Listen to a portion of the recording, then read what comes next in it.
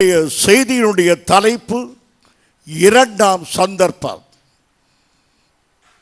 பொதுவாக மனிதனுக்கு ரட்சிப்புக்காக இரண்டாவது சந்தர்ப்பம் என்பது கிடைப்பது இல்லை. வாழ்க்கையில் எத்தனையோ காரியங்களுக்கு இரண்டாவது சந்தர்ப்பங்கள் கிடைக்கின்றன. ஆனால் ரட்சிப்பு பெறுவதற்கு தேவன் ஒரு அருமையான சந்தர்ப்பத்தை தந்து அது வேண்டுமென்றே அலட்சியம் பண்ணினால் இன்னொரு சந்தர்ப்பம் கிடைப்பது சில சமயத்தில் அரிதாய் இருக்கிறது. எனக்கு ஆண்டவர் ஞானஸ்நானம் எடுப்பதற்கு ஒரு அருமையான சந்தர்ப்பத்தை கொடுத்திருந்தார். ஆனால் நான் என்னுடைய மனம் மேட்டிமையினாலே அந்த ஊழியக்காரரை அலட்சியப்படுத்தி நான் ஞானஸ்தானம் எடுக்க மாட்டேன் என்று சொன்ன உடனே ஆவியானவர் எனக்கு சொன்ன வார்த்தை, இந்த தடவை இதை நீ தள்ளுவாயானால் நீ என்றைக்குமே ஞானஸ்தானம் எடுக்க முடியாது என்று சொன்னார். அப்படியே அதன் பிறகு நடைபெற்ற சம்பவங்கள், நான் ஒரு ஆபத்திலே சிக்கி இல்லாமலே போயிருப்பேன். ஆனால் கர்த்தர் எனக்கு இந்த தருணத்தை தந்து என்னை ஆசீர்வதித்து இந்த நாளிலும் உங்களோடு வேதவசனத்தை சொல்லும்படியாய் என்னை தெரிந்தெடுத்திருக்கிறார். இரண்டாம் சந்தர்ப்பம் என்பது பொதுவாக கிடைப்பது மிக அரிதான ஒன்று. எபிரேயர் 12ஆம் அதிகாரம் 17ஆம் வசனம் இப்படியாக சொல்லுகிறது. ஏனென்றால் பிற்பாடு அவன் ஆசீர்வாதத்தை சுதந்திரித்துக் கொள்ள விரும்பியும் ஆகாதவன் என்று தள்ளப்பட்டதை அறிவீர்கள். அவன் கண்ணீர் விட்டு கவலையோடு தேடியும் மனம் மாறுதலை காணாமல் போனான். ஏசா ஆசீர்வாதத்தை வேண்டாம் என்று தள்ளினான். உலக பிரகாரமான ஒரு சாப்பாட்டிற்காக அவன் தேவ ஆசீர்வாதத்தை வேண்டாம் என்று தள்ளினான். பிறகு நஷ்டத்தை உணர்ந்தான். ஐயோ, ஆசீர்வாதத்தை வேண்டாம் என்று தள்ளிவிட்டேனே என்று ஆசையாய் தேடினான், கண்ணீர் விட்டு கதறினான். ஆனால் ஏசாவுடைய மனமும் மாறவில்லை, ஈசாக்கின் மனமும் மாறவில்லை. அவனை மறுபடியும் ஆசீர்வதிப்பது என்பது முடியாத காரியமாய் ஆய்விட்டது. ஒரே ஒரு சந்தர்ப்பம் தான் ஏசாவுக்கு. அந்த அருமையான சந்தர்ப்பத்தை தவறவிட்டான். அதன் பிறகு கதறி அழுதும் கண்ணீர் விட்டும் என்னவெல்லாம் செய்தும் அவனுக்கு அந்த இரண்டாம் சந்தர்ப்பம் கிடைக்கவே இல்லை. என் பிரியமான சகோதரனை சகோதரியே, இயேசு கிறிஸ்து ஒரு தருகிற ரட்சிப்பு இலவசமான மதிவு அல்ல. தன் ஜீவனை கொடுத்து தான் நமக்கு ரட்சிப்பை சம்பாதித்து தந்திருக்கிறார். வாசலில் நின்று என்னை ஏற்றுக்கொள்ள மாட்டாயா, என்னை ஏற்றுக்கொள்ள மாட்டாயா என்று கெஞ்சி நிற்கிற தெய்வன் அல்ல. இப்பொழுது எங்கு உள்ள மனுஷர் யாவரும் மனம் திரும்ப வேண்டும் என்று கட்டளையிடுகிற கர்த்தர் நம்முடைய கர்த்தர். ஆகையினாலே கதவை அடைத்தார், மீண்டும் தட்டுவாரா என்பது சந்தேகம். இருதய கதவை அடைத்து விட்டால் தட்டிக்கொண்டே இருப்பார் என்பது சத்தியமல்ல, நம்முடைய எதிர்பார்ப்பு. சில சமயங்கள் தட்டலாம், ஆனால் எப்பொழுது தட்டிக்கொண்டே இருப்பார் என்று சொல்ல முடியாது. வீட்டை விட்டு வெகு தூரம் ஓடி போனான். காலம் அவனுக்கு இட்ட பெயர் கெட்ட குமாரன். ஆனால் வேதம் அவனுக்கு சொல்லுகிற பெயர் குமாரன். வீட்டை விட்டு வெகு தூரம் ஓடி போய்விட்டான். தந்தை வேண்டாம் என்று வெகு தூரம் போனவன் தெய்வத்தை வேண்டாம் என்று உதறி போகிற மனிதனுக்கு அடையாளம். தூர தேசம் என்பது பாவத்தின் தேசம்.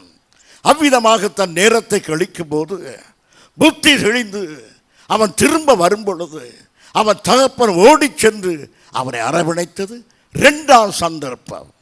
அவனுக்கு இரண்டாம் சந்தர்ப்பம் கிடைத்தது. 2 குமாரரில் மூத்த குமாரனாகிய ஏசாவுக்கு இரண்டாம் சந்தர்ப்பம் கிடைக்கவில்லை. 2 குமாரரில் இளைய குமாரனாகிய இவனுக்கு இரண்டாம் சந்தர்ப்பம் கிடைத்தது.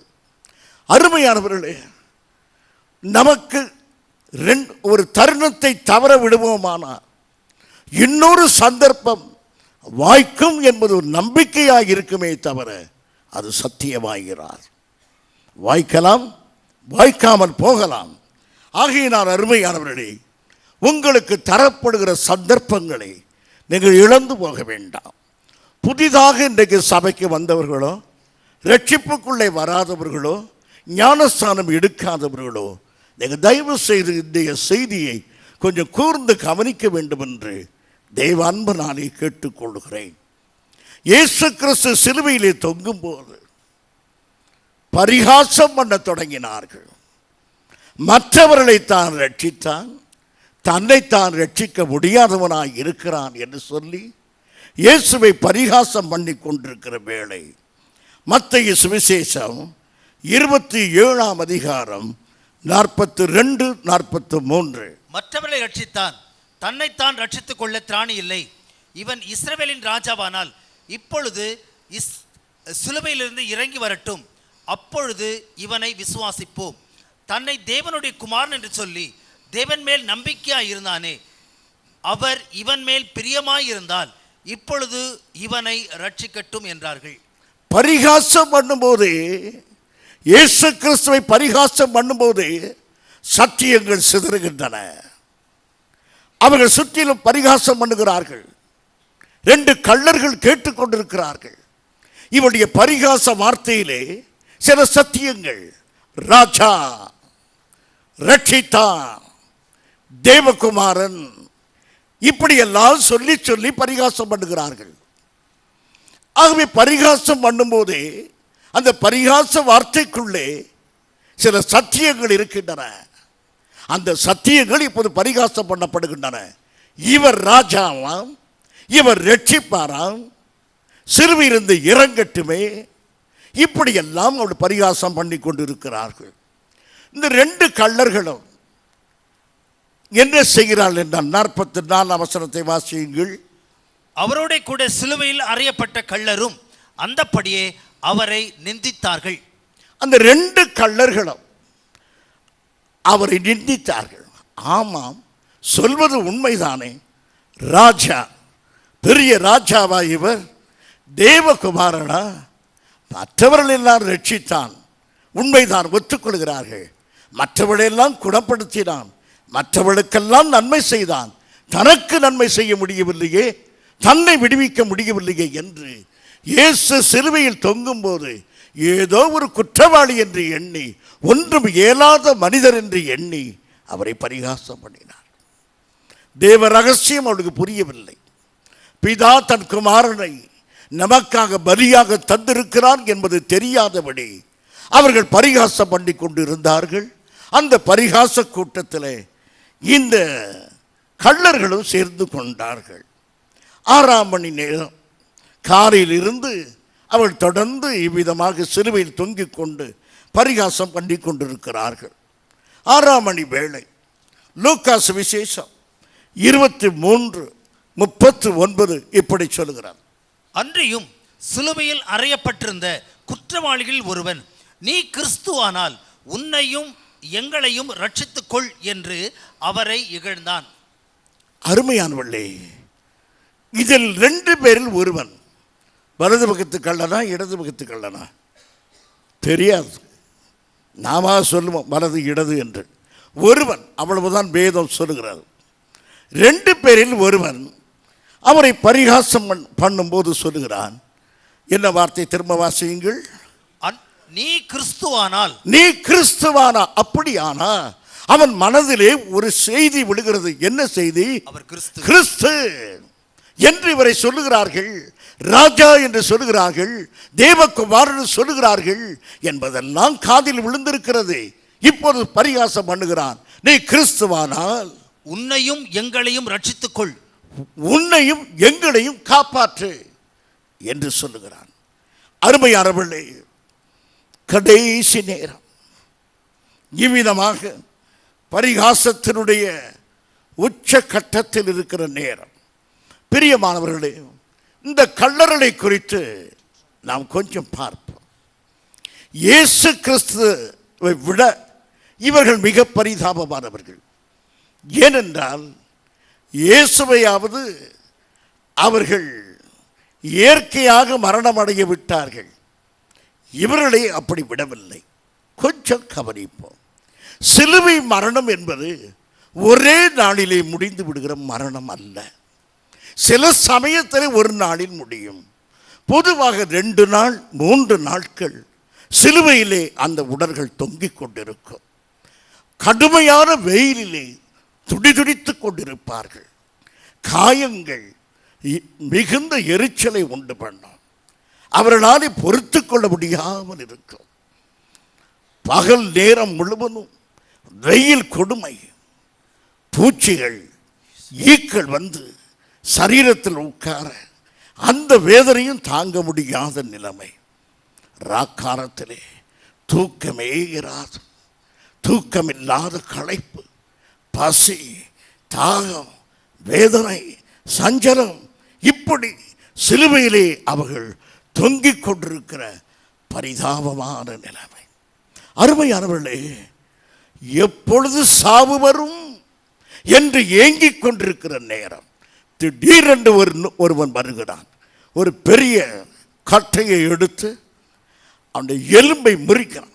2 பேருடைய அந்த முட்டுகளும் உடைகின்றன. இப்போது கால் தளர்கிறது. காலின் மேல் பலமில்லை. முழு உடலும் 2 கரங்களால் மாத்திரம் தாங்க அகோர வேதனை. இப்பொழுது இருதயத்தில் மிகுந்த வேதனை, பொறுக்க முடியாத வேதனை. அப்பொழுது இதை எண்ணிப்பார்.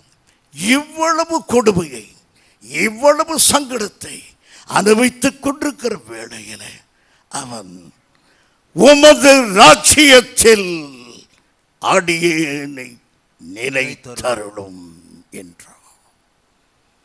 இதுதான் ஆச்சரியமான மனமாற்றம். இவ்வளவு கஷ்டத்துக்கு மத்தியிலே பேச முடியாது.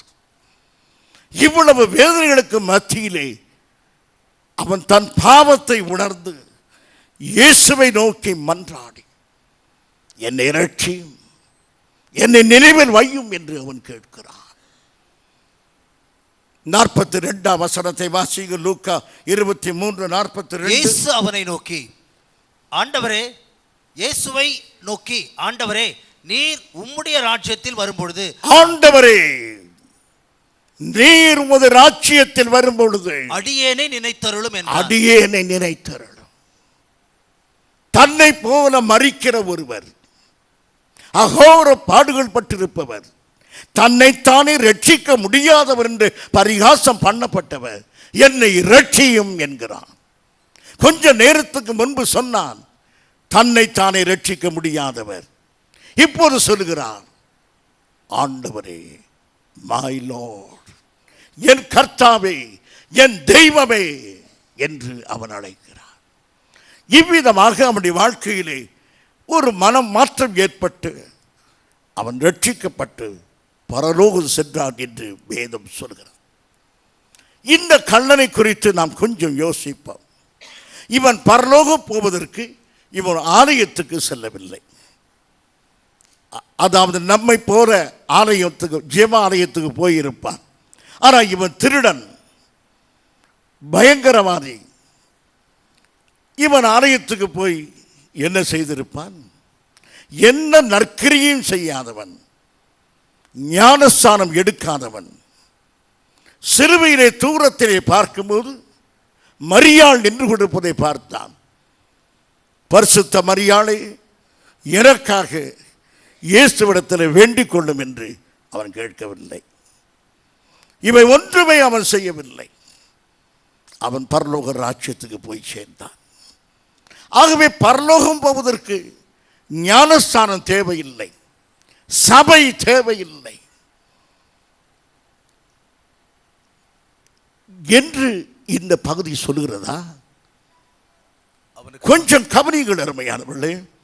ரட்சிக்கப்படுவதற்கு சபை தேவையில்லை.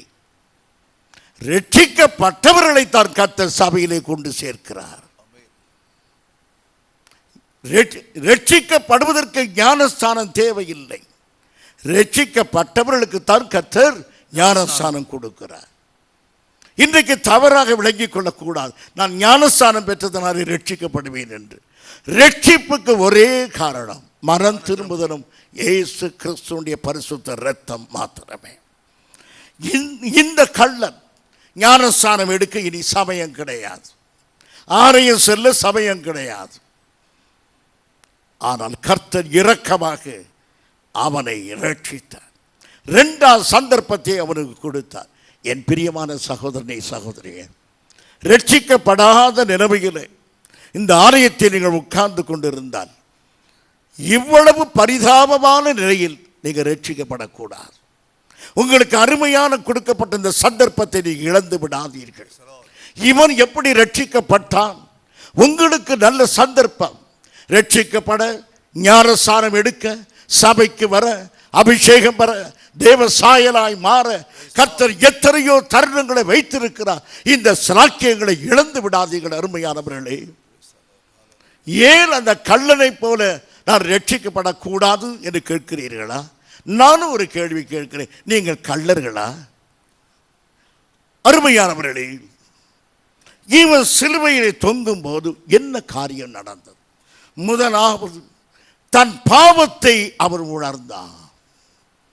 ஒரு பெரிய காரியம். நிந்திக்கிறவன், அவமதிக்கிறவன், குற்றவாளி, கொடுமை திடீரென்று தன் பாவத்தை உணர்கிறான்.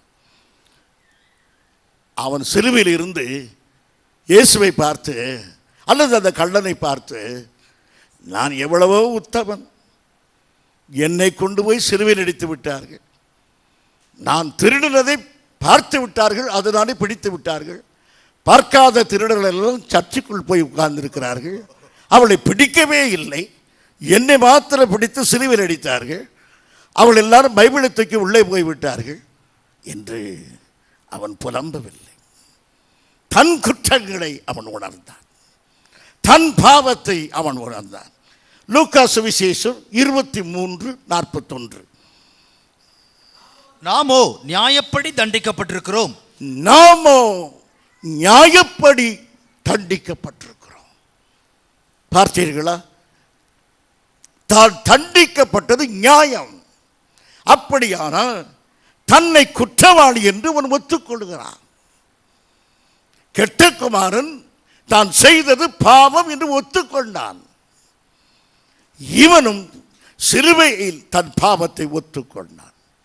பிரியமானவர்களே, பொதுவாக நாம் எதையுமே ஒத்துக்கொள்கிறது இல்லை.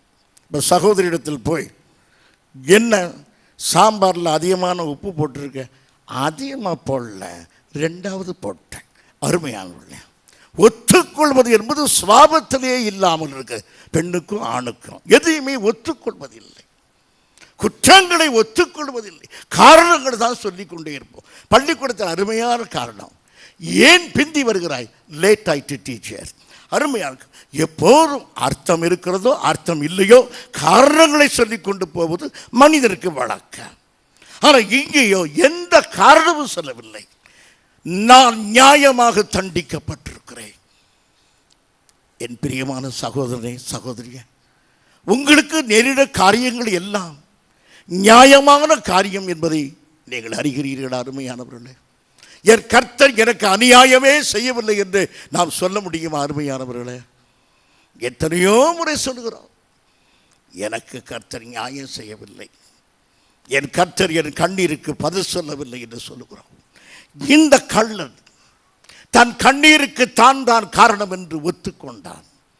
என் பாடுகளுக்கு கஷ்டங்களுக்கு நான் தான் காரணம் என்று. நீதிமொழிகள் 28ஆம் அதிகாரம் 13ஆம் வசனம் இப்படி சொல்லுகிறார், தன் பாவங்களை மறைக்கிறவன் வாழ்வடைய மாட்டான். தன் பாவங்களை மறைக்கிறவன் வாழ்வடைய மாட்டான். அவைகளை அறிக்கை செய்து விட்டு விடுகிறவனோ, அதை அறிக்கை செய்து விட்டுவிடுகிறவனோ இரக்கம் பெறுவான். இரக்கம் பெறுவார். பிரியமானவர்களே, இந்த நாட்களிலே இந்த வசனம் உங்களோடு பேசுவதாக, பாவங்களை மூடி மறைத்து வைக்காதீர்கள். உங்கள் பாவங்களை நீங்கள் அறிக்கை செய்யுங்கள். அறிக்கை செய்து அடுத்த வாரமும் வந்து அறிக்கை செய்யாதீர்கள். பாவங்களை விட்டு விடுங்கள். போன ஞாயிற்றுக்கிழமையிலிருந்து இந்த ஞாயிற்றுக்கிழமை வரையிலும் பரிசுத்தமாய் ஜீவித்திருக்கிறீர்களா? நான் காலம் முழுவதும் கேட்கவில்லை. போன ஞாயிற்றுக்கிழமையிலிருந்து இந்த ஞாயிற்றுக்கிழமை வரை பொய் சொல்லாமல் இருந்திருக்கிறோமா? கோபப்படாமல் இருந்திருக்கிறோமா? எரிச்சல் அடையாமல் இருந்திருக்கிறோமா? பட்சபாதம் இல்லாமல் இருந்திருக்கிறோமா? சத்துருக்களை சிநேகிகள் சொன்னாரே, சொந்தக்காரர்களையாவது சிநேகித்தோமா? தீமை செய்தாலும் அரவணைத்து போ என்று சொன்னாரே, செய்தோமா? பிரியமான, ஒரு வாரம் ஆராய்ச்சி செய்யுங்க. ஒரு வாரம் கர்த்தருக்குள் நாம் இருந்தோமா? நம்முடைய எரிச்சல்கள், நம்முடைய கோபம், எத்தனை காரியங்களை நாம் எளிதாக செய்கிறோம். பிரியமானவர்களை, இவன் தன் குற்றங்களை உணர்கிறவன், தன் பிழைகளை உணர்கிறவன் யார்? ஆகவே என் அருமையான சபையே, பரவாயில்லை என்று உன்னை மெச்சிக்கொள்ளாதபடி பாவத்தை அறிக்கையிட்டு அவனை விட்டு விடுவாயானால் நீ இரக்கம் பெறுவாய். அடுத்ததாக அவன் மனம் எத்தனையோ காரியத்தை சொல்லிக்கொண்டே இருந்தது. ரட்சிக்க முடியாதவர், இவர் தேவகுமாரனாம், ராஜாவாம் என்றெல்லாம் பரிகாசம் பண்ணினவன் தான் அவரும். மனசாட்சி வேலை செய்கிறார். என் பிரியமான சகோதரனை, சகோதரியை, உன் மனசாட்சியின் சத்தத்தை நீ அடக்கி விடாது. இப்போ காலையிலே நாங்கள் 5:30 மணிக்கு இங்கே வர வேண்டும். 4 மணிக்கு அல்லாம் அடிக்கும். அது எல்லாம் அடித்தோன்னா முதல் தான் அதை ஓங்கி ஒரு அடி அடித்து பேசாமல் இருக்கு. ஏன்னா டிஸ்டர்பிங், அடிக்காமல் இருந்தால் நல்லாமா இருக்க வேண்டும். ஏனென்றால் தூக்கம் கெட்டு போகிறது. மனசாட்சி சத்தம் கேட்ட உடனே சும்மாயிரு. என் அருமையான சகோதரனே, சகோதரன், அந்த கள்ளனுடைய மனசாட்சி பேசுகிறது. நீ அநியாயம் செய்தவன், நீ அக்கிரமம் செய்தவன், நீ கொள்ளையடித்தவன், அவன் நீதி பெற. உடனே மனசாட்சியின் சத்தத்துக்கு கீழ்ப்படிந்து நாமோ நியாயமாய் தண்டனை அனுபவிக்கிறோம் என்றார். அவனுடைய மனசாட்சி வேலை செய்தது, அதற்கு அவன் கீழ்ப்படிந்தான். எப்போது மனசாட்சி நம்மை விடாது, மனம் நம்மை வச்சுக்கொண்டே இருக்கும். ராத்திரி படுக்கையில் விழுந்த உடனே மனசாட்சி பேசும். மனசாட்சி பல காரியத்தை பேசும். எடுத்த பொருளை கொடுக்கவில்லையே, இன்னாருக்கு விரோதமாய் நீ பொய் சொன்னாயே, வீட்டில் இருந்து கொண்டே வருபவருக்கு நீ இல்லை என்று சொல்லி அனுப்பியிருந்தாயே, ராத்திரி மனசாட்சி பேசும். என் அருமையான சகோதரனே, ஒரு சின்ன உதாரணம். ஏரோது ராஜா யோவாசானவனை கொன்று போட்டான். கொன்று போட்ட பிறகு அவன் மனசாட்சியிலே எந்த பிரச்சனையும் இல்லை. நான் ஒரு ராஜா, அவன் எனக்கு விரோதமாக எழுந்தான், அவனை கொன்று போட்டேன். கொஞ்சம் அவனை கொன்ற பிறகு அவன் மனதில் ஒரு எண்ணம், சரித்திரம் முடிந்தது. ஆனால் யூதர்கள் சொல்வார்கள், இறந்தவர்கள் உயிரோடு மறுபடியும் எழுந்திருப்பார்கள் என்று நம்பிக்கை யூதர்களுக்கு. ஆனால் அந்த நம்பிக்கை யாருக்கு கிடையாது? ஏரோதுக்கு கிடையாது. ஏரோது எந்த பிரிவை சேர்ந்தவன்? சதுசேயன். யூதரில் 2 பிரிவு, ஒன்று பரிசேயர்கள், ஒன்று சதுசேயர்கள். இந்த ஏரோது எந்த பிரிவை சேர்ந்தவன்? சதுசேய பிரிவை சேர்ந்தவன். அப்படியானால் எதை நம்பாதவன்? உயிர்த்து எழுதலை நம்பாதவன். நான் கொன்று போட்டேன், அவ்வளவுதான், அவன் சரித்திரம் முடிந்தது என்று.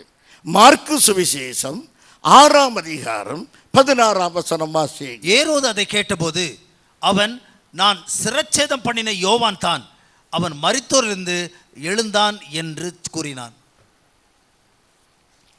இயேசு கிறிஸ்து அற்புதம் செய்து வந்து கொண்டிருக்கிறார். ஏரோதிடம் போய் சொல்கிறார்கள், இயேசு என்ற ஒருவர் அற்புதம் செய்கிறார். இவன் சொல்கிறான், அது இயேசு அல்ல, நான் கொன்று போட்ட யோவான் தான் உயிரோடு வந்திருக்கிறான். அவன் மனம் சொல்கிறது உயிர்த்தெழுதல் இல்லை, மனசாட்சி சொல்கிறது உயிர்த்து எழுந்து விட்டானோ என்று. ஆம் பிரியம், அவன் தவறாகத்தான் எண்ணுகிறான் என்றாலும் மனசாட்சி ஒரு மனிதனை சும்மா விடாது. 1000 தவறான கருத்துக்களை நம்முடைய மனம் சொல்லி ஆறுதல் அடையலாம். நான் செய்தது நியாயம், என்னுடைய சூழ்நிலையில் அது சரி, இப்படித்தான் சொல்லுவோம். மனசாட்சி நம்மை விடாது. மனசாட்சி தேவனது சத்தம். ஆம் பிரியமானவர்களே, இப்போது மனசாட்சி ஏரோதை வாட்டி வதைத்து, அதே மனசாட்சி இவனுக்கு சொல்கிறது, நீ நியாயமான தண்டனையை பெற்றிருக்கிறாய், நீ செய்தது குற்றம் என்று. இரண்டாவதாக அவன் செய்த காரியம், இயேசுவின் தெய்வீகத்தை அவன் நம்பினான். இவ்வளவு நேரம் பரிகாசம் பண்ணும்போது அவன் என்னென்ன வார்த்தையெல்லாம் சொன்னான்? ராஜா, தேவகுமாரன், ரட்சிக்கிறவர். அத்தனையும் மனசாட்சி சொல்கிறது, ராஜாதான், தேவகுமாரன் தான், ரட்சிக்கிறவர் தான். மனசாட்சியில் அத்தனை வார்த்தைகளும் உள் நுழைகின்றன, அவனை பாடாய் படுத்துகின்றன.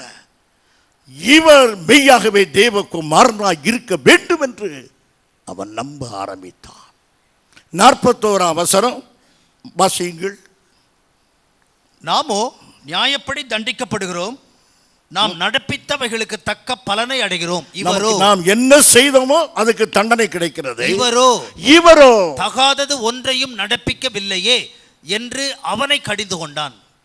இயேசுவுக்கு ஒரு சாட்சி பார்த்தீர்களா? தகாதது ஒன்று செய்யவில்லை, ஒரு பாவமும் செய்யாது என்று அவருடைய தெய்வீகத்தை அறிந்து கொண்டவர். என்னிடத்திலே பாவம் உண்டென்று உங்களிலே யார் சொல்லக்கூடும் என்று அந்த இயேசுவின் வார்த்தை அந்த கள்ளன் அங்கீகரித்தான். ஒரு பாவம் அறியாத தேவகுமாரன், எந்த தவறும் இவர் செய்யவில்லை என்று. ஆம் பிரியமானவர்களே, இப்போது தான் அவனுடைய மனசாட்சி பல சம்பவங்கள் ஓடுகின்றன. சிலுவையில் நடைபெற்ற காரியங்களை அவன் யோசிக்கிறான். பிரியமானவர்களே, நீங்கள் தனிமையாக இருக்கும்போது என்ன யோசிக்கிறீர்கள்? வேத சத்தியங்களை யோசிக்கிறது உண்டா? ஆதியாக முதல் நடைபெற்ற சம்பவங்களை தனியாய் உட்கார்ந்து முற்பிதாக்களுடைய காரியங்களை நீங்கள் யோசித்தது உண்டா? நான் யோசிக்கிறேன். ஆபிரகாமுடைய வாழ்க்கை, ஈசாக்கு, யாக்கோபு, எல்லாருடைய வாழ்க்கையும் எல்லாவற்றுக்கும் மேலாக என் ஆண்டவராகிய இயேசு கிறிஸ்துவனுடைய வாழ்க்கை. என்னை தனியாக இருக்கும்போது என் பிள்ளைகளுக்கு யாரிடம் பேசிக் கொண்டிருக்கிறேன் என்று நான் தனியாகவே பேசுகிறேன். உலகத்துக்கு நான் பைத்தியக்காரன், என் ஆண்டவரோடு நான் பேசுகிறவன். இந்த சத்தியங்கள் எல்லாம் என் நினைவில் வரும் பொழுது எனக்கு பெரிய சந்தோஷமாக இருக்கிறது. அவனுக்கு நினைவுகள் வருகின்றன. இந்த இயேசு நாமெல்லாம் அரற்றி கொண்டோம், துன்பப்பட்டு கொண்டோம், எல்லாரையும் திட்டிக் கொண்டு தூஷித்துக் கொண்டு இருக்கும் பொழுது இவர் சிலுவையிலே இப்படி சொன்னாரே. லூக்கா சுவிசேஷம் 23:34. பிதாவே, அப்பொழுது இயேசு, பிதாவே, இவர்களுக்கு மன்னியும், தாங்கள் செய்கிறது என்னதென்று அறியாதிருக்கிறார்களே என்றார். பிதாவே, இவர்களுக்கு மன்னியும், தாங்கள் செய்வது என்னதென்று அறியாதிருக்கிறார்களே. இந்த ஜெபத்தை அவன் நினைவு கூறுவான். இப்படி ஜெபம் பண்ண முடியுமா? சிலுவையிலே இப்படி ஜெபம் பண்ண முடியுமா? எனக்கும் சேர்த்து அவர் ஜெபம் பண்ணுகிறாரே. எந்த மனிதனும் இந்த கொடிய நேரத்தில் ஜெபம் பண்ண முடியாதே. இவர் ஜெபம் பண்ணுகிறாரே. இவர் வித்தியாசமான மனிதர். மெல்ல தன் கண்களை ஏறெடுத்து அவரை நோக்கி பார்ப்பார். ஆசையோடு சிலுவையை பார்க்கிறார். இப்போது வித்தியாசமான பார்வை. யோவான் சுவிசேஷம் 19:19 அவனுக்கு ஒரு வெளிச்சத்தை கொடுக்கிறார். அவன் மெல்ல இயேசுவை பார்க்கிறான்.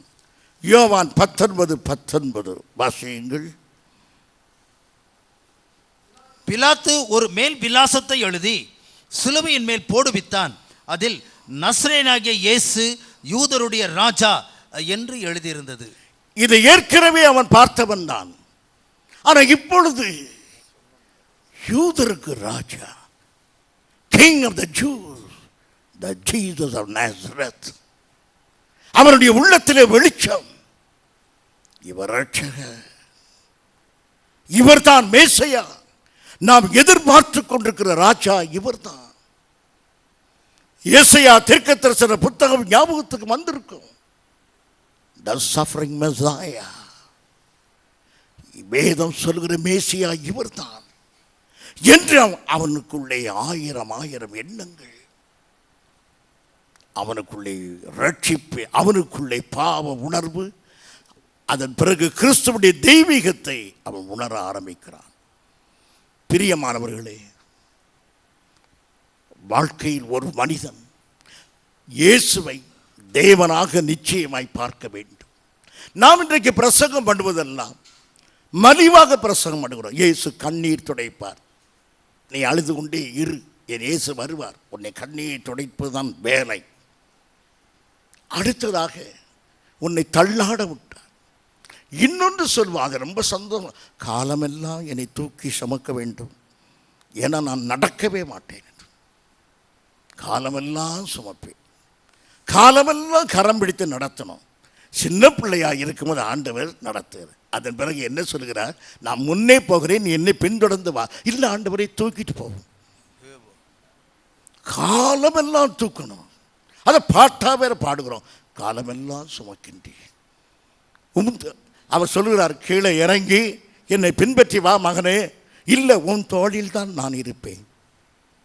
பாட்டு நல்ல பாட்டு தான், குறை சொல்லலை. மனநிலையை பாருங்க நமக்கு. பிரியமானவர்களே, இவன் பார்க்கிறான், இவர் ஒரு ராஜா, இவர் தேவகுமாரன், வரப்போகிற மேசியா. எல்லா விதமான ஒரு நம்பிக்கைகளும் ஒரு நொடி பொழுதிலே அவனுக்குள்ளே வந்து விட்டன. பிரியமானவர்களே, இயேசுவை கொஞ்ச நேரம் பார்த்தான், அந்த பார்வை அவனை மாற்றியது. ஒரு 17 வயது பெண் ஒரு நாள் இதுபோல ஒரு ஆலயத்துக்கு போய் கர்த்தருடைய செய்தியை கேட்டு வீட்டுக்கு போனாள். அவருடைய தகப்பன் கேட்டார், எங்கே போய் விட்டு வருகிறாய் என்று. நான் ஒரு ஆலயத்துக்கு போனேன், என் ஆண்டவருடைய சத்தத்தை கேட்டேன், மிகுந்த சமாதானமாய் நான் வந்தேன். இனி அந்த ஆலயத்துக்கு போவதோ இயேசுவை பற்றி பேசுவதாக இருந்தால் குதிரையை அடிக்கிற சவுக்கை கொண்டு உன்னை நான் அடிப்பேன். அந்த ஹாட் ஸ்லிப்பை எடுத்து மேஜை மீது வைத்தார். இனி அங்கு போனால் உனக்கு இந்த அடிதான் என்று. மறுநாளும் கூட்டத்துக்கு போக வேண்டும் இந்த மகள். இரவெல்லாம் செபம். மறுநாள் கூட்டத்துக்கு போய் வீட்டுக்கு வர தகப்பன் வாசலில் இருக்கிறார். எங்கிருந்து வருகிறாய் என்று. நான் ஆலயத்துக்கு போய் வருகிறேன் என்று. அவர் சவுக்கை கையில் எடுக்கிறார். இவள் சொல்கிறார், அப்பா ஒரே ஒரு காரியம் செய்யுங்கள், என்னை அடிப்பதற்கு முன்பு நான் 4 வரி கவிதை எழுதி வைத்திருக்கிறேன், அதை கொஞ்சம் வாசியுங்கள் என்று. கவிதையா? ஆமாம், இதை வாசியுங்கள் என்று. அந்த கவிதையை அவர் எடுத்தார். அந்த கவிதை வரிகள் இதுதான்: There is life for a look at the crucified one. சிலுவையில் அடிக்கப்பட்ட இவரை ஒருமுறை பார்த்தால் போதும், எனக்கு ஜீவன் உண்டாகிறது. There is life at the moment for you. அப்பா, உங்களுக்கும் அந்த முகத்தில் ஜீவன் இருக்கிறது. Then look, sinner, look unto the Lord. பாவியே, இயேசுவை இன்னும் பார். And him who was nailed to the tree. சிலுவையில் அடிக்கப்பட்ட அவரை நோக்கி பார்க்கும்போது உனக்கு ஜீவன் உண்டாகும். இந்த வார்த்தைகளை அவள் ஜெபத்தோடு எழுதினாள். இந்த வார்த்தைகளை அவர் வாசித்த உடனே தகப்பன் அழுது முழங்கால் படிட்டு ரட்சிக்கப்பட்டார். இது இன்றைக்கு பாடலாக நாம் பாடுகிறோம். பிரியமானவர்களே, இயேசுவை சரியாக தேவகுமாரனாக பிரசங்கம் பண்ணினால் இந்த தேசம் ரட்சிக்கப்படும்.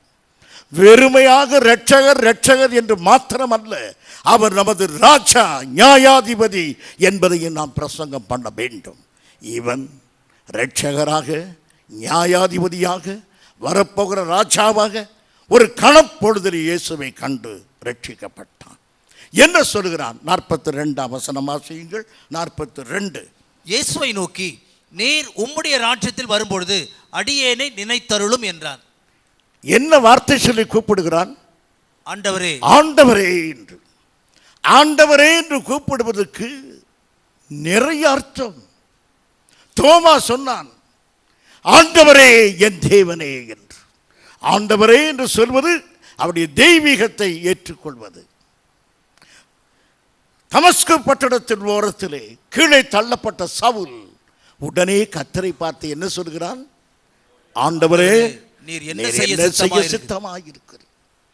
ஆண்டவரே என்று சொல்வது பிரபுவே என்று அர்த்தம் அல்ல, தெய்வமே, தேவகுமாரனே என் ஆண்டவனே என்று அவன் சொல்கிறான். பிரியமானவர்களை, நல்ல அறிக்கை செய்தான். ஆண்டவரை, இயேசுவை ரட்சகர் என்று நாம் சொல்லுகிறோம். ஆண்டவர் என்று அவரை நாம் மதிக்கிறோமா? ஆண்டவர் என்று அவரை ஆராதிக்கிறோமா? ஒரு ராஜா என்று அவரை கனப்படுத்துகிறோமா? சிலுவையிலே அகோர பாடுகளுக்கு மத்தியிலே உயிர் போகிற வேளையிலே இவன், ஆண்டவரே, அடியேனை உமது ராஜ்யத்தில் நினைத்தருளும். அப்படியானால் அவன் எதையெல்லாம் விசுவாசித்தான்? இந்த வசனத்தை திரும்ப வாசியுங்கள். ஆண்டவரே, நீர் உம்முடைய ராஜ்யத்தில். அவருக்கு ஒரு ராஜ்யம் இருக்கிறது. சிலுவையிலே பரிதாபமாக தொங்கிக் கொண்டிருக்கிற இவருக்கு ஒரு ராஜ்யம் உண்டு என்பதை விசுவாசித்தான் அவன். அடுத்தது ராஜ்யத்தில் வரும்போது அவர் வருவார். இப்போது அவர் மரிக்கிறார், திரும்ப வருவார். எப்போது விசுவாசித்தான்? சிலுவையில் அவர் தொங்கிக் கொண்டிருக்கும் போது, பக்கத்தில் தொங்கிக் கொண்டிருக்கிற இவன் மரிக்கிற அவர் திரும்ப வருவார் என்று விசுவாசித்தான். எவ்வளவு பெரிய விசுவாசம் பார்த்தீர்களா? இப்ப நமக்கு நாம் விசுவாசிக்கிறோமா? இயேசு வருவார் என்று விசுவாசிக்கிறோமா? பாட்டிலே பாடுகிறோம், என் இயேசு வருவார் எண்ணிலடங்கா தூதரோடு என்று. அதெல்லாம் சரிதான். ஆயத்தமாயிருக்கிறோமா? கிறிஸ்துவனுடைய வருகைக்காக ஆயத்தமாயிருக்கிறோமா? ராத்திரி படுக்க போகும்போது ஒருவேளை இந்த ராத்திரி என் இயேசு வரக்கூடுமே என்ற சிந்தனையிலே நாம் படுக்கிறோமா? காலையில் எழுந்ததும் ஒருவேளை இந்த நாள் இயேசு வரக்கூடிய நாளாக இருக்குமோ என்று ஆயத்தமாக இருக்கிறோமா? பிரியமானவர்களே, அவன் அவ்வளவு ஆயத்தம் உள்ளவனாய், அவ்வளவு விசுவாசம் உள்ளவனாக இருந்தான். அவருடைய இரண்டாம் வருகையை விசுவாசித்தான். அவரை தேவகுமாரன் என்று விசுவாசித்தான். அவர் உயிரோடு எழுந்து மறுபடி வருவார் என்பதை விசுவாசித்தான். இத்தனையும் அவன் விசுவாசிக்க எவ்வளவு நேரம் எடுத்தான்? சில நிமிடங்களிலே இந்த விசுவாச அறிக்கையை செய்தான். அருமையானவர்களே, நல்ல வார்த்தை, நினைத்தருளும் என்றார். இந்த ரோம் சாம்ராஜ்யம் என்னை நினைத்து ஒரு பிரயோஜனம் இல்லை. இந்த யூத சபை சங்கம் என்னை நினைத்து பிரயோஜனம் இல்லை. சுற்றிலுமா இருக்கிற ஜனங்கள் என்னை நினைத்து ஒரு பிரயோஜனம் இல்லை. Lord, remember me. நீர் என்னை நினைவில் வையும் ஆண்டவரே. Remember me. என்னை நினைவில் வைக்க வேண்டியது நீர் மாத்திரமே. எனக்கு ஆறுதலோ சமாதானமோ ஜீவனோ நம்பிக்கையோ இருப்பது உம்முடைய நினைவில் மாத்திரமே. Remember me. யாரோ உங்களை மறந்து போனார்கள் அல்லவா? என் அருமையான தேவ பிள்ளையே, ஆலயத்தில் உட்கார்ந்து கண்ணீர் வருகிறது. என்னை மறந்து விட்டார்கள். உயிர் உள்ள வரையிலும் உன்னை மறக்கவே மாட்டேன். உயிர் தான் இருக்கிறது, மறதியை ஆளுகை செய்கிறது. வேதத்தின்படி கர்த்தருடைய நினைவில் இரு. உன்னை மறக்காத தேவனிடத்தில் உன்னை ஒப்படைத்து விடு. இந்த ஆராதனையிலே உனக்கு ஒரு மனம் மாற்றம் உண்டாக வேண்டும். நீ இந்த சபைக்கு வந்தது உன்னுடைய வஸ்திரங்களை காட்டுவதற்கு அல்ல. பெட்டியில் இருக்கிற நல்ல ஆடையை உடுத்தி நல்லதொரு நடந்து ஆலயத்துக்கு சென்று பல வர்ண பூக்களை எல்லாம் வைத்து கொண்டு வருவது. என் அருமை சபையே, நீ பூ வைத்து கொண்டிருப்பதை பற்றி எனக்கு ஆட்சேபனை இல்லை. நீ ரட்சிப்பில் இருந்தால் அதுவே எனக்கு பெரிய காரியம். ஆனால் ஆடம்பரமாய் இருக்க வேண்டும் என்பதற்காக ஒரு ஆலயத்தை தேடி வராதே. அடுக்கடுக்கான நகை போட்டு வர வேண்டும் என்பதற்காக வராதே. சபையிலே பூ வைக்க தடையில்லை, நகை போட தடையில்லை என்பதற்காக அலங்கார பொம்மைகளாக வந்து கொண்டிருப்பதற்கு அல்ல இந்த ஆலயம். நீ தேவனை தரிசிக்கவா, பரிசுத்தமடையவா, தேவ சமூகத்தில் உன்னை தாழ்த்தவா. ஆம் பிரியமானவர்களே, வந்ததுமே தேவனை பார்த்து, என்னை நினைத்திருணும் ஆண்டவரே, உம்முடைய நினைவிலே நான் இருக்க வேண்டும் என்று ஒரு பரிசுத்த வாஞ்சை இருக்க வேண்டும். அருமையானவர்களே, இவ்விதமாக நினைத்தருளும் என்று சொன்னவுடனே ஆண்டவர் என்ன சொல்கிறார்? இயேசு அவனை நோக்கி, இன்றைக்கு நீ என்னோட கூட பரதீசில் இருப்பாய். நீ இன்றைக்கு என்னோடு கூட பரலோகத்தில் பரதேசில் இருப்பாய். அவன் சரித்திரம் இனிமையாக முடிந்து விட்டார். மரித்தான், உடனே எங்கே போய்விட்டான்? பரலோகராட்சியம். அப்படியே வைத்துக் கொள்வோம். பரதேஸ் என்பது உங்களுக்கு இப்போது விளங்காது. அவன் பரலோகத்துக்கு போய்விட்டான், தேவனோடு போய் அமர்ந்து விட்டான். ஆம் பிரியமானவர்களே, ஆண்டவர் அவனுக்கு சொன்னார், நீ இன்றைக்கு என்னோடு கூட பரதேசில் இருப்பாய் என்று சொன்ன உடனே என்ன நடந்தது? 45ஆம் வசனம் வாசியுங்கள்.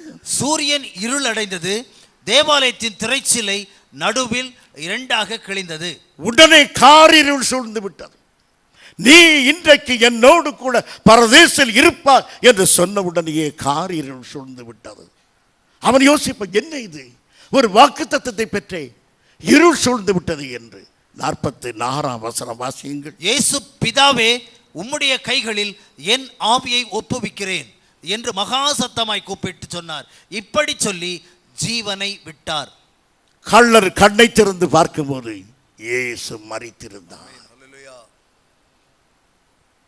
எங்கும் இருள் சூழ்ந்திருக்கிறது. தனக்கு வாக்குத்தத்தம் பண்ணினவர் மரித்திருக்கிறார். ஆனாலும் அவன் இருதயத்திலே அந்த ஜெபம் அப்படியே இருக்கிறது. என் ஆண்டவரே, உம்முடைய வருகையிலே என்னை நினைத்தருளும். ஒரு சிறு ஜெபம், கடைசி நேரத்தில் ஏறெடுத்த மன்றாட்டு, ஒரு வார்த்தை. அன்றைக்கு சிம்சோன் சொன்னான், இந்த ஒரு விசை மாத்திரம் என்னை நினைத்தருளும் என்றான். இந்த கள்ளனும் கர்த்தரை பார்த்து, என்னை உமது ராஜ்யத்தில் நினைத்தருளும் என்றான். நீ இன்றைக்கு என்னோடு கூட பரலோகத்தில் இருப்பாய் என்று. கடைசி நேரத்திலே நரகத்தின் வாசலிருந்து தப்பி நித்திய ராஜ்யத்துக்கு ஓடி போனார். காரணம், அவனுடைய மனசாட்சிக்கு அவன் கீழ்ப்படிந்தான், பாவத்தை உணர்ந்தான், அறிக்கை செய்தான், இயேசுவை ஏற்றுக்கொண்டான், நித்திய ராஜ்யத்துக்கு போனான். எல்லாருக்கும் 2ஆம் சந்தர்ப்பம் கிடைக்காது. கர்த்தர் நம்மை ரட்சித்திருக்கிறார். சில பேரை இன்றைக்கு ரட்சிக்க போகிறார். நாம் ஜெபம் பண்ணுவோம். ஸ்தோத்திரம் ஆண்டவரே, எங்களோடு பேசி நமது ஜீவனுள்ள வார்த்தைகளுக்காக நன்றி செலுத்துகிறோம் கர்த்தாவே. ஒவ்வொருவருடைய மனசாட்சியும் தட்டி எழுப்பி கர்த்தாவே, நீர் ஒவ்வொருவரோடும் பேசி நமது அன்புக்காய் நன்றி செலுத்துகிறோம். திரும்பவும் ஒரு விசை எங்களை அர்ப்பணிக்கும்படி, எங்களை தாழ்த்தும்படி கர்த்தாவே நீர் எங்களோடு பேசி நமது கிருபைக்காய் நன்றி செலுத்துகிறோம் கர்த்தாவே.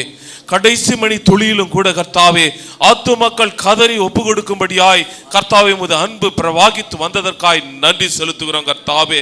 உமது விலையேறப்பட்ட இரத்தத்தை சிந்தி மாபெரும் இந்த ரட்சிப்பை எங்களுக்கு கொடுத்து அந்த உன்னதமான அன்புக்காய் நாங்கள் மறுபடியும் உம்மை துதிக்கிறோம், சொத்தரிக்கிறோம். எங்களுக்கு கொடுத்து வருகிற சிலுவை தியான செய்திகளுக்காக நன்றி செலுத்துகிறோம். உமது இரத்தத்தை, உமது மரணத்தை நாங்கள் இந்த நாளிலே நினைவு கூர்ந்து எங்களை சரிப்படுத்திக் கொள்ள இன்னும் ஒரு விசை சந்தர்ப்பத்தை கொடுத்தீரே, அதற்காக நன்றி செலுத்துகிறோம். முற்றிலும் முடிய தாழ்த்தி எங்களை ஒப்பு கொடுக்கிறோம். சுத்திகரித்து எங்களை வணைந்து கொள்வீராக. இயேசு கிறிஸ்துவின் உயிர்த்த நாமத்தில் ஜெபிக்கிறோம் எங்கள் பரிசுத்தமுள்ள நல்ல பிதாவே, ஆமென். என் ஆத்துமாவே கர்த்தரை ஸ்தோத்திரி, என் முழு உள்ளமே அவர் பரிசுத்த நாமத்தை ஸ்தோத்திரி. என் ஆத்துமாவே கர்த்தரை ஸ்தோத்திரி, அவர் செய்த சகல உபகாரங்களை மறவாதே. ஆமென். நம்முடைய கர்த்தராகிய இயேசு கிறிஸ்துவின் கிருபையும், பிதாவாகிய தேவனுடைய அன்பும், பரிசுத்த ஆவியானுடைய ஐக்கியமும் நம் அனைவரோடு கூட என்று இருப்பதாக. ஆமென்.